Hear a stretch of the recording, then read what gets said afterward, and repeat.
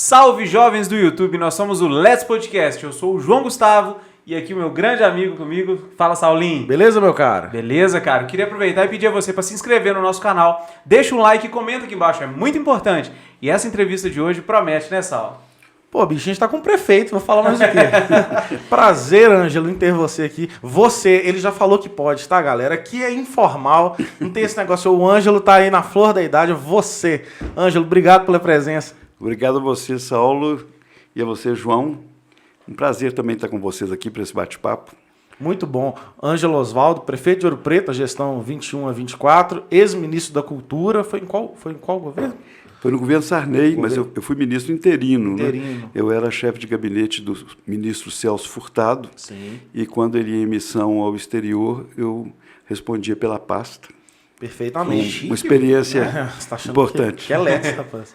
E ex-secretário estadual de Cultura também, né? Além de mais um monte de coisa que eu já tive a oportunidade de ver na época das eleições, né? Eu dei uma olhada nos currículos.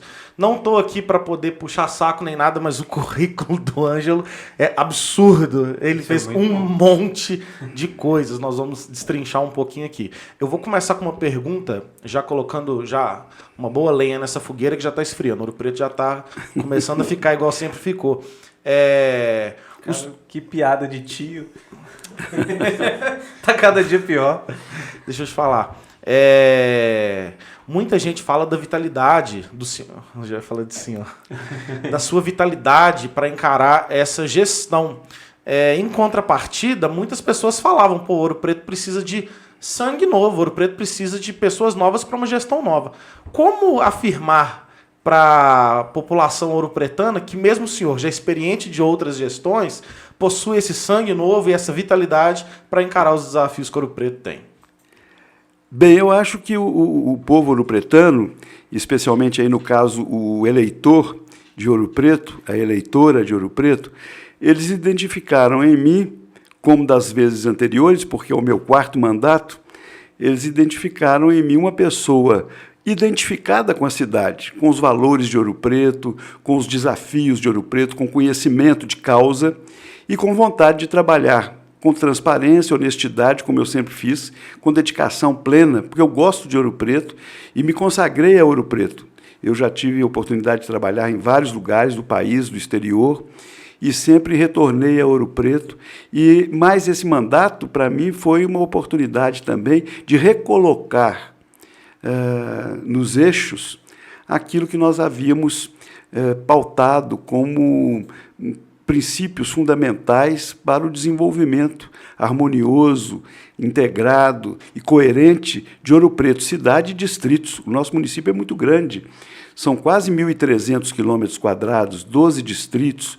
Cachoeira do Campo é maior do que muitas cidades mineiras, mais de 300 cidades mineiras, sedes municipais, são menores do que a área urbana de Cachoeira do Campo.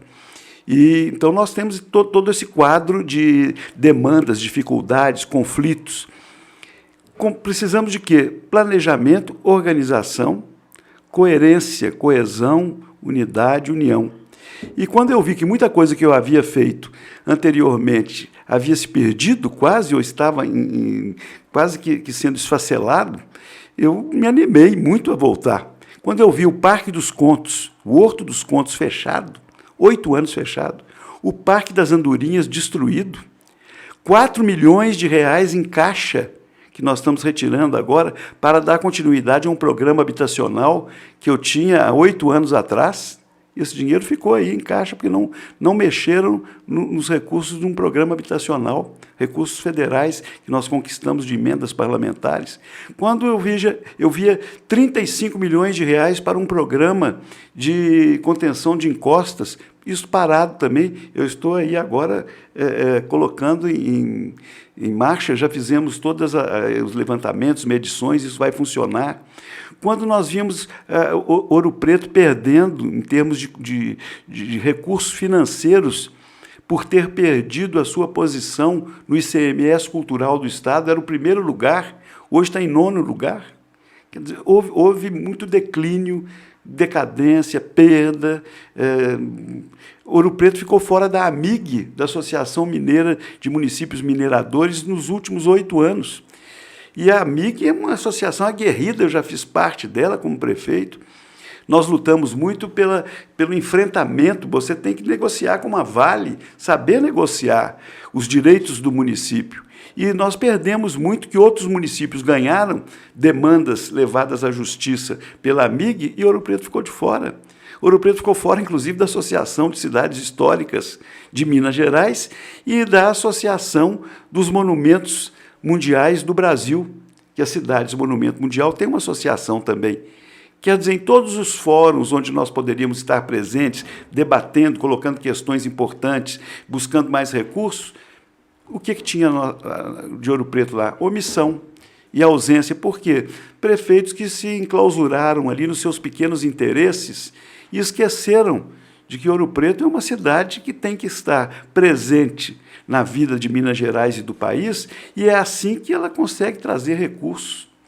Sucatearam o SEMAI durante 8 anos, 2 administrações, acabaram com o SEMAI e o grande finale dessa história foi que eles entregaram de mão beijada para uma empresa particular o serviço de água e esgoto, que é, pela Constituição, monopólio do município.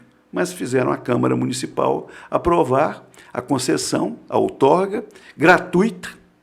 Essa empresa recebeu todo o acervo que a Prefeitura mantinha pelo SEMAI, vai cobrar uma tarifa muito alta.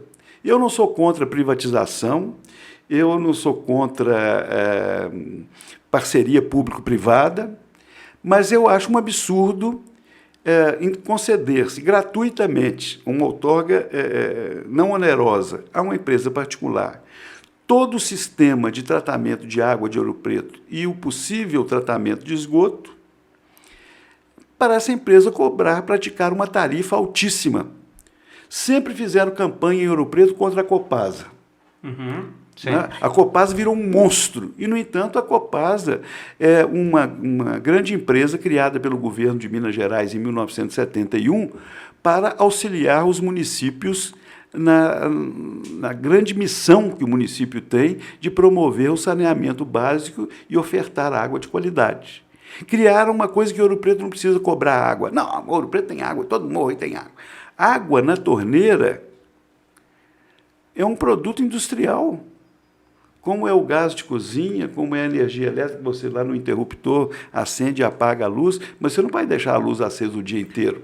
Você não vai deixar o gás de cozinha queimando o dia inteiro. E a água na torneira das casas, ela também tem que ter um controle, tem que ter uma parcimônia. Quando não se cobra água, alguém vai gastar R$150 para pagar um bombeiro para trocar a torneira que está pingando? Alguém vai pagar uma caixa d'água nova porque a bomba quebrou, a bomba estragou? Não, deixa lá rolando. Você vai em várias casas em Ouro Preto, está tudo amarrado com pano.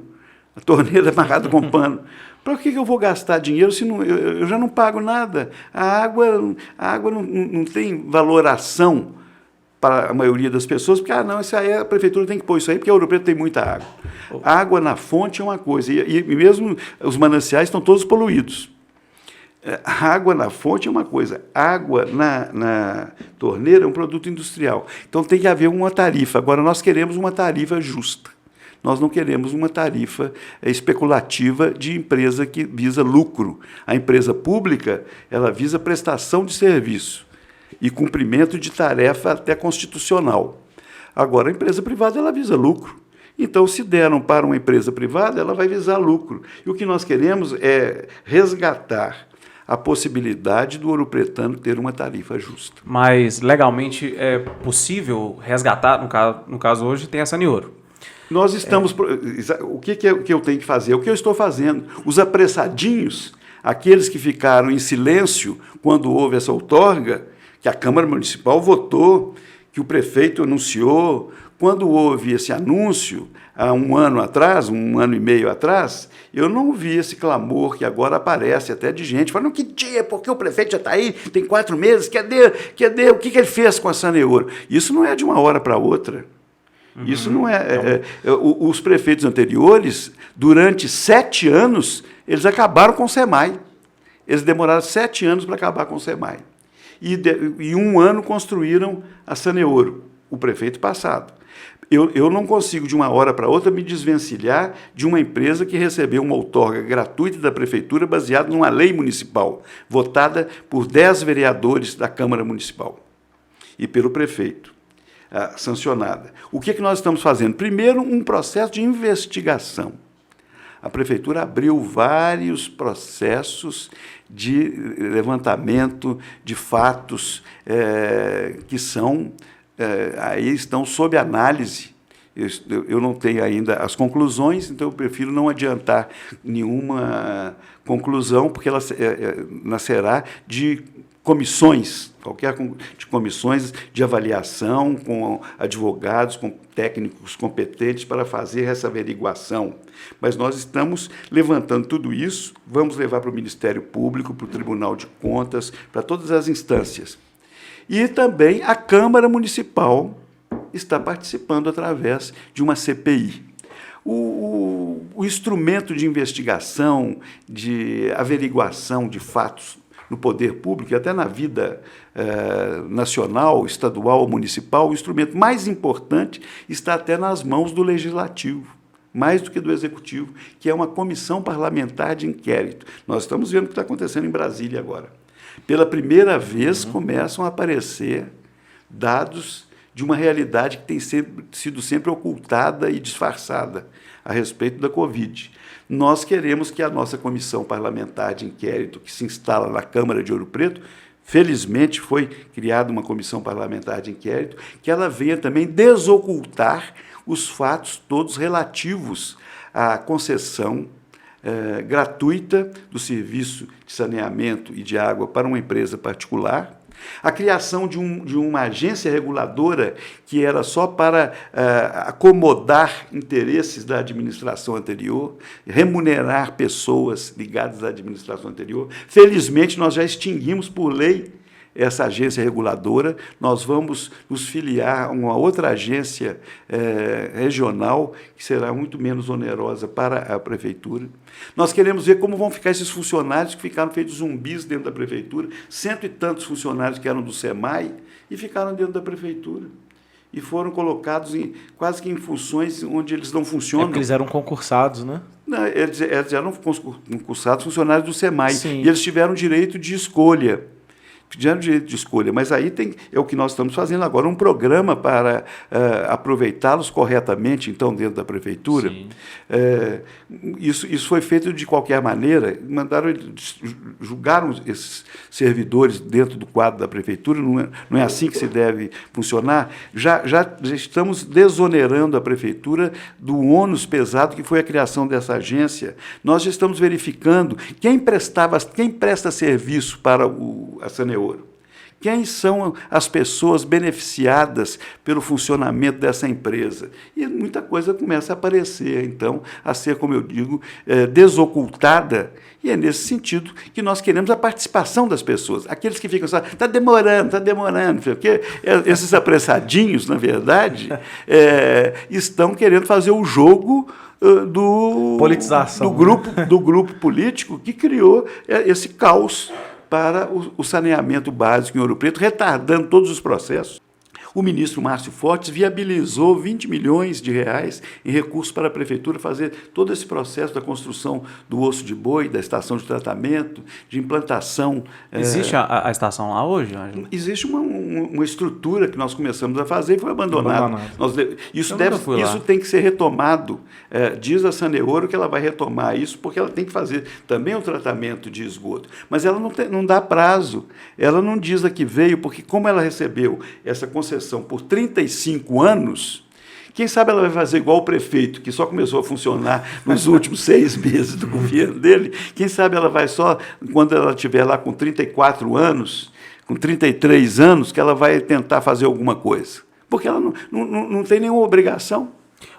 Não tem nenhum dispositivo legal que diga que essa empresa tenha que fazer isso o ano que vem, ou este ano, ou daqui a 10 anos, ou daqui a 20 anos. Ela tem 35 anos para ela fazer o que ela bem entende.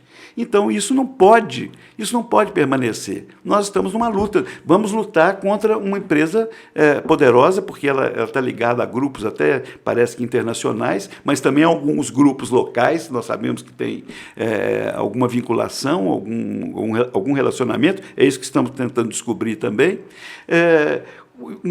Nós queremos programa com prazo, com quantidade de investimento e saber qual é o tarifário.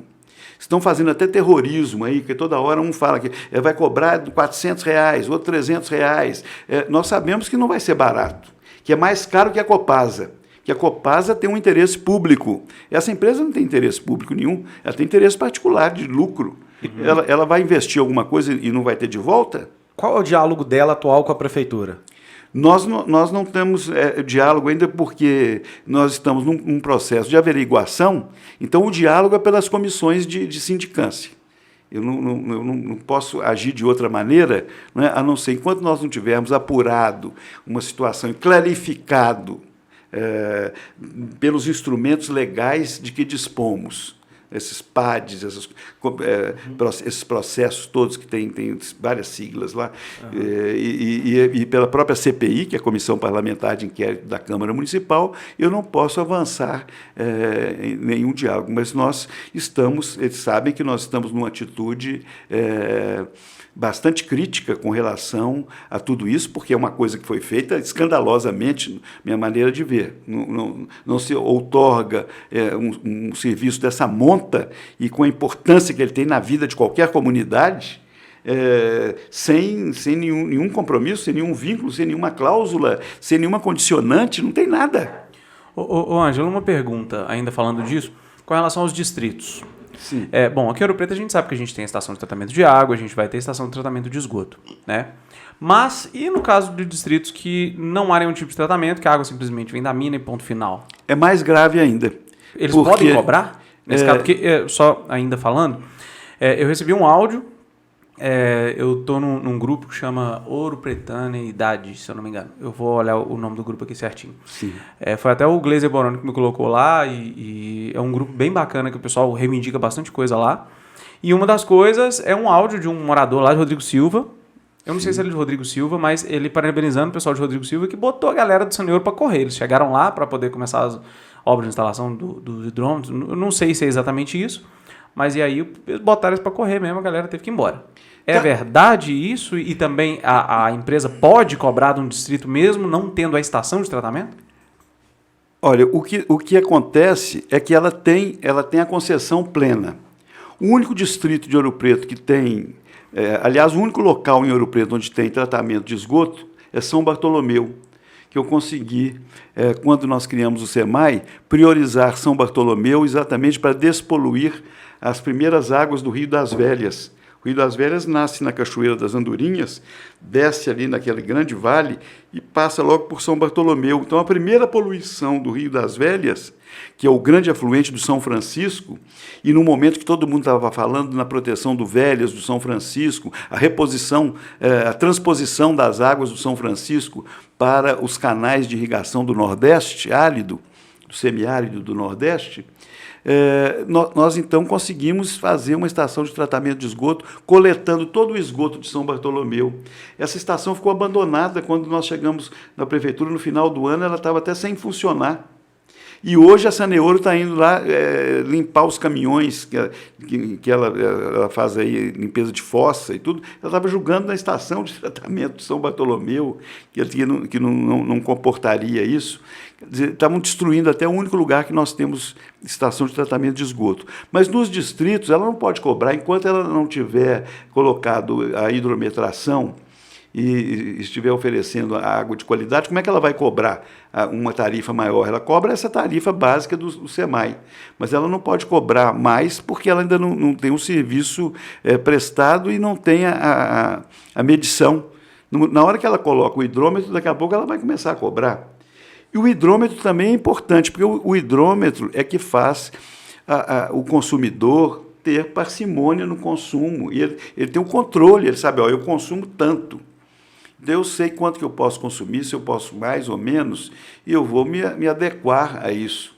Senão, é um consumo perdulário e não há água que chegue.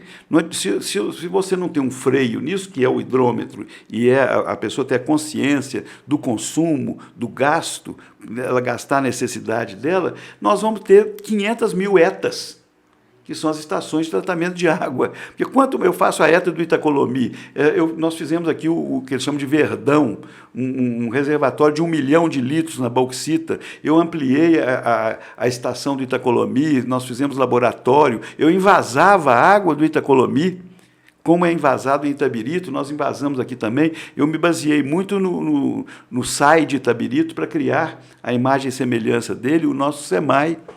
E isso tudo se perdeu, não tem mais embasamento de água, o laboratório...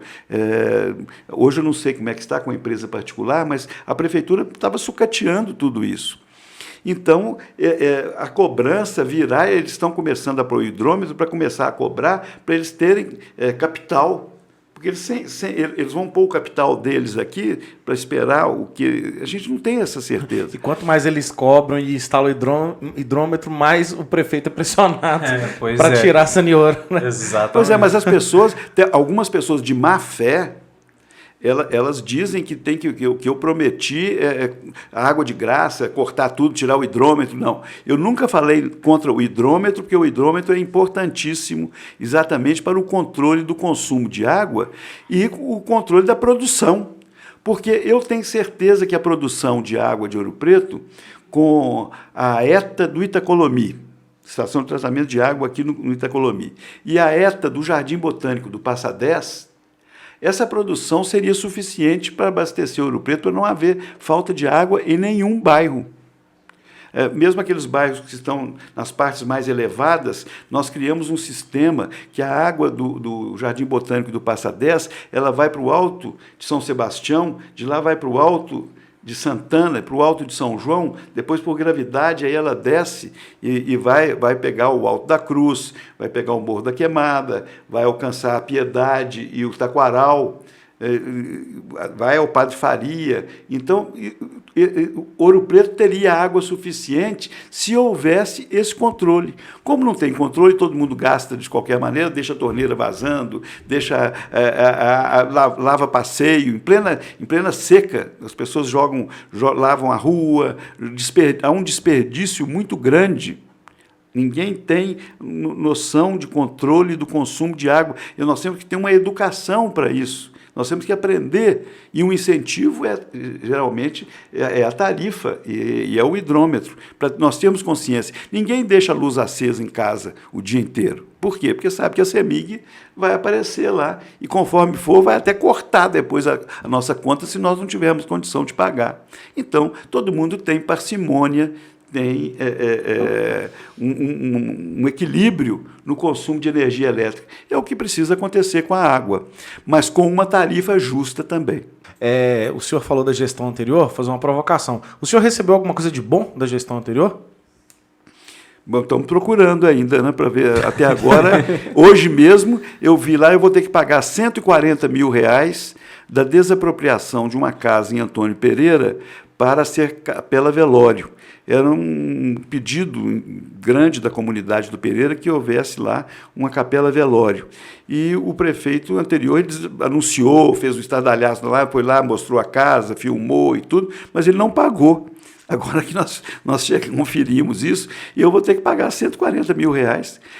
Hoje deve ter aumentado a taxa Selic, hoje ainda não vi. Cada vez que aumentar a taxa Selic, aumenta a dívida que o prefeito deixou, porque só no Banco do Brasil ele fez um empréstimo de R$45 milhões, que ele recebeu no 1º de outubro e torrou tudo até 15 de novembro. Em um mês e meio, 45 dias, ele gastou R$45 milhões, com obras que nós estamos investigando também, tem comissão de inquérito sobre a qualidade dessas obras. Muitas têm que ser refeitas ainda pelas empresas que já receberam e nos deixaram um serviço muito mal feito. E houve asfaltamento em áreas particulares, houve asfaltamento de ruas que já eram calçadas e onde não havia pavimento nenhum, não aconteceu nada. E agora nós vamos ter que pagar 500 e tantos mil reais por mês, R$500 mil por mês, até o fim do meu mandato. o próximo prefeito também mais 4 anos e o outro prefeito mais 2 anos. Quer dizer, durante 10 anos. Esse empréstimo eleitoreiro de uma grande irresponsabilidade do prefeito. E quando eu vi, porque eu não precisava ser mais candidato a prefeito de Ouro Preto. Eu fui chamado, fui convocado por várias forças da cidade, das pessoas pensantes, pessoas comprometidas com a história de Ouro Preto, com a vida de Ouro Preto, com o futuro de Ouro Preto. Nós pensamos no futuro de Ouro Preto. O passado de Ouro Preto é glorioso, é patrimônio mundial. Mas o que vai ser dessa cidade? Isso vai acabar? Isso vai se perder? Ô, Ângelo, eu queria te perguntar uma coisa. Bom, como você mesmo falou, é o 4º mandato, né? No seu primeiro mandato, eu não tinha... Quando você tomou posse, eu não tinha nem 5 anos de idade ainda. Mentira. Bom, se são 4 mandatos, né? Foram todos espaçados ou teve algum que foi seguido? O primeiro foi de 93 a 96. Uhum. O segundo de 2005 a 2008. O terceiro, então, de 2009 a 2012. Que foi esse sim. Esse sim foram 2. Eu fui reeleito. Antes não havia reeleição. Entendi. E, bom, então isso significa que a população de Ouro Preto gosta do senhor, de alguma forma, né? E eu já ouvi falar, isso, assim, não é uma opinião minha, mas muita gente já falou que é o seguinte: quando o Ângelo assume, o comércio de Ouro Preto, os empreendedores ficam de lado, porque ele se empenha muito no turismo, na cultura. O Ângelo gosta das festas, de trazer os artistas. Esse é o pensamento que eu já escutei por aí, e principalmente nessa última eleição. Estou te falando como filho de comerciante, e eu queria te perguntar se existe algum tipo de incentivo na prefeitura agora aos comerciantes locais, aos empreendedores. Por quê? Porque durante essa pandemia, os menores são os que estão sofrendo mais, né? Então, eu queria saber se existe algum tipo de... Ok, Google. Ok, Google. Queria saber se existe algum tipo Olha, de incentivo pela prefeitura. A sua pergunta é muito interessante, porque essa narrativa que você trouxe agora, ela faz parte das lendas que envolve o meu nome e a minha figura na vida de Ouro Preto. E esse é o discurso dos meus adversários políticos. Eles sempre procuraram dizer, não, o Ângelo é museu, o Ângelo é turismo, ele é o candidato turista. Eles me chamavam de turista. O Ângelo é turista, você vai olhar para o turismo, ele não gosta do ouropretano, ele gosta do turista. E tem que gostar, porque Ouro Preto é patrimônio mundial, mas enfim. Mas tanto que quando eu ganhei a eleição, um grupo de amigos aí fez uma camiseta, em 92, eu votei no turista, que era exatamente porque tinha uma provocação, dizer, não vai votar, eu não voto em turista, eu voto numa pessoa de Ouro Preto. Caraca, isso é antigo, então. E o candidato os candidatos nem eram nascidos em Ouro Preto, não, nem tinham tanto vínculo assim com Ouro Preto, não, mas eu é que era o turista, o forasteiro. Aí começaram, agora, ultimamente, dizer, não, agora nós é que lutamos, nós é que trabalhamos para o empreendedor, o empresário ouropretano. O Ângelo só traz gente de fora para trabalhar com ele. Exatamente essa frase que eu ouvi. Só tem gente de fora. Eu pergunto, quem é de fora que trabalhou nos meus 3 governos, no meu 4º governo? Eu não sei, é uma lenda. Porque se você verificar, primeiro que os quadros políticos de Ouro Preto, todos passaram pelos meus governos. Quais são os quadros, ou seja, quais são as lideranças, quais são os nomes proeminentes, os protagonistas da vida pública de Ouro Preto que surgiram durante outras administrações? Os que nós vemos aí, até o Caio Bueno, que foi candidato a prefeito, ele foi meu secretário de agropecuária lá nos anos 90. Ele era um jovem professor da escola técnica e mostrava grande vocação política. Eu o chamei para ser secretário, depois ele veio a ser candidato a prefeito. Regina Braga, minha vice-prefeita agora, foi também minha secretária de desenvolvimento social durante um período do Aliás, um beijo para Regina, né, que esteve aqui. Teve aqui e ela é ótima. Muito legal. Um beijo para Regina, que voltou para casa, venceu a Covid, está em casa. Felizes. Aliás, o que saiu de fake news também sobre ela por causa dessa pandemia.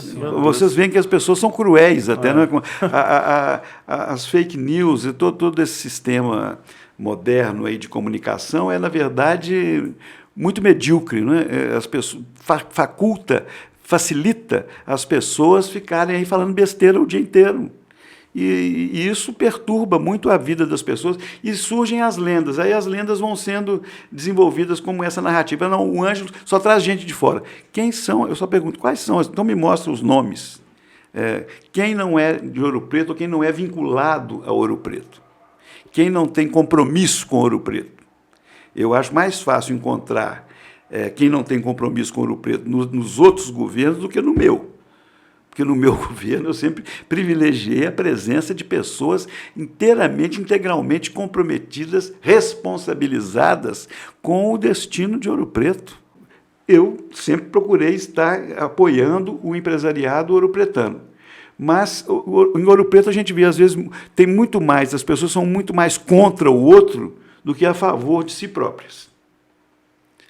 Uma pessoa abre um determinado tipo de empreendimento, o outro todo abre. Um trouxe comprou uma jardineira, aparece 10 jardineiras, aí começa um brigar com o outro, brigar com o comércio. Então, hoje tem uma guerra de jardineiras na cidade, vocês devem estar acompanhando isso. Né? Porque, então, as pessoas estão mais preocupadas em ver o que o outro está fazendo, ou copiando e brigando, do que realmente empreendendo. Porque quem quiser empreender, nós temos aí, eu estou criando uma Secretaria de Desenvolvimento Econômico. Chamei o Felipe Guerra para isso, que ele tem a visão, tem articulação para desenvolver um grande trabalho na área do desenvolvimento econômico.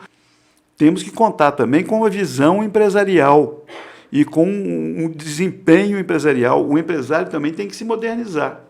Ele tem que ver como é a postura cidadã dele, como é que ele se inscreve aqui. O sujeito que ele está pensando numa coisa que não é compatível com Ouro Preto, porque em Ouro Preto o desenvolvimento tem que ser compatível. Eu não posso colocar aqui uma coisa que não coaduna com uma cidade que está dentro de uma garganta colossal, da qual a capital de Minas Gerais já saiu há 130 anos, praticamente, atrás, porque exatamente não tinha condição de permanecer aqui, porque não há área para crescimento. Eu já fiz uma visita a Indalco, nós estamos entusiasmados com o processo de desenvolvimento da Indalco. Ela é hoje uma grande empresa, está com em torno de 450 empregados. Ela sempre fica falando que vai fechar, né? Diversificou. Não, mas ela agora a Indalco é uma outra coisa. Ela não é mais aquela fábrica de alumínio antiga, ela já está fabricando até componentes para bateria de carro elétrico. Então, ela já se modernizou, ela já se atualizou, ela está em uma outra dimensão. A Novelis é que está liquidando uma fatura que vem da antiga Alcan. A Novelis existe, mas ela não está atuando aqui, ela quase que está liquidando a situação do espólio negativo e positivo deixado pela antiga Alcan e pela sua própria Novelis, que foi a sucedânea da Alcan. Mas nós estamos procurando também trazer isso às claras. Nós queremos esses terrenos. Que terrenos são esses? Por que algumas pessoas estavam lá ganhando as coisas por preço de banana e o município está sendo lesado? Nós estamos enfrentando isso também. Então, nós temos um grande enfrentamento aqui com grandes empresas, grandes corporações, grandes interesses, e ficam as pessoas, às vezes, choramingando aí, mesquinharias, o que vai fazer com o SEMAI? Né? O que vai fazer com, como é que chama isso aí, Saneouro? Não sei o que. A Saneouro, realmente, ela... Vai consertar a sua torneira e espera com calma que você vai ver que vai ter uma tarifa justa no final. O senhor vem para 2024? Né? 2024 está muito longe. Eu falei que ia ter só um mandato, né? Mas da outra vez eu falei também que ia ter só um mandato e acabei tendo 2 consecutivos. Eu não sei, que tudo pode acontecer, mas o importante, eu acho que o importante é que a gente tenha continuidade. Eu não quero continuismo, eu quero continuidade. É muito triste, e isso aconteceu comigo antes, é muito triste você lutar muito, fazer um bom trabalho e depois ver tudo sendo destruído. Eu persegui isso durante 40 anos. Como é que acaba de uma hora para outra o Parque das Andorinhas, o aterro sanitário virar lixão, o osso de boi virar ruína, o SEMAI ser vendido a preço de banana. Por isso que o senhor rompeu, então, porque o senhor era, em alguma medida, parceiro político, né? Sim, vamos dizer assim. Eu votei 2 vezes no prefeito, no ex-prefeito, votei na eleição que ele perdeu e votei na eleição que ele ganhou. Eu acreditava que ele poderia ser um bom prefeito de Ouro Preto. E ele demonstrava isso pela vontade de ser, pelo desempenho como vereador, como meu secretário de obras durante 2 anos. E depois ele foi um prefeito completamente contrário, né, ao que ele pregava, ao que ele anunciava, ao que nós podíamos pensar que ele poderia ser. Não é? Então, isso acontece muito. Eu vejo aí tantas pessoas que votaram no presidente da República hoje estão decepcionadas. Meu Deus do céu. A gente se decepciona, né?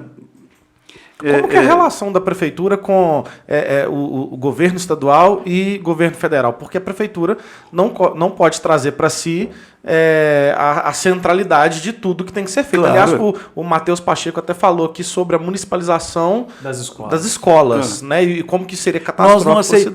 Nós não aceitamos, mas eu não falei no primeiro momento. Muitas pessoas ficaram apressadas, já assodadamente querendo, não, o prefeito tem que falar, não. Nós vamos ouvir primeiro, porque todos têm o direito de falar.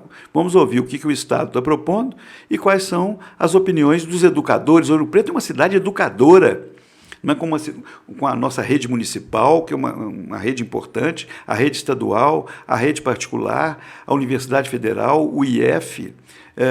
Nós temos várias, até a Escola de Restauração e de Arte da FAOP. Então, ouvimos e chegamos à conclusão que não é positivo para o município, nem para o Estado, porque isso traria muitos problemas para os servidores estaduais, para a própria estrutura das escolas, o que ia remanescer nas escolas estaduais e o que viria para o município no momento que nós estamos também recuperando a própria rede municipal, que sofreu muito nos últimos anos. A educação de Ouro Preto decaiu, tanto que nosso índice do IDEB desceu muitos pontos. Por que é isso? Isso é a prova de que houve um declínio na educação em Ouro Preto. Tudo isso nos chocou muito. Nós vimos aí muitos favorecimentos, muitas coisas equivocadas, e eu que nem imaginava que seria candidato a prefeito, acabei aceitando o desafio.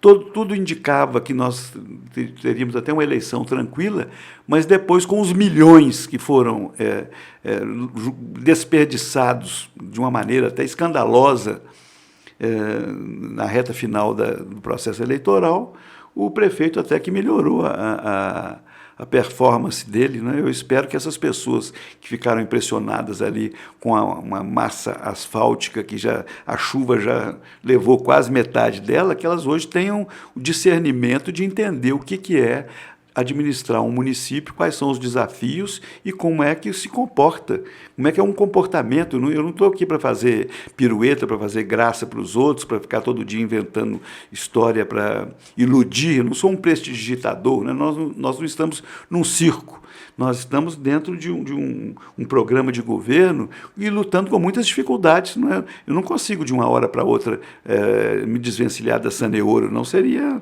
maravilhoso. Eu sabia que seria uma grande luta, mas o que foi o meu compromisso? Eu assumi o compromisso da luta e eu tenho a responsabilidade da missão. E é assim em vários outros setores. Essa questão da Oroluz também é a mesma coisa. A privatização do estacionamento, ele estava dando tudo para os outros. Então, quem é que está recebendo? Quem são esses outros? O Juscelino falou desse negócio do estacionamento, da privatização, inclusive.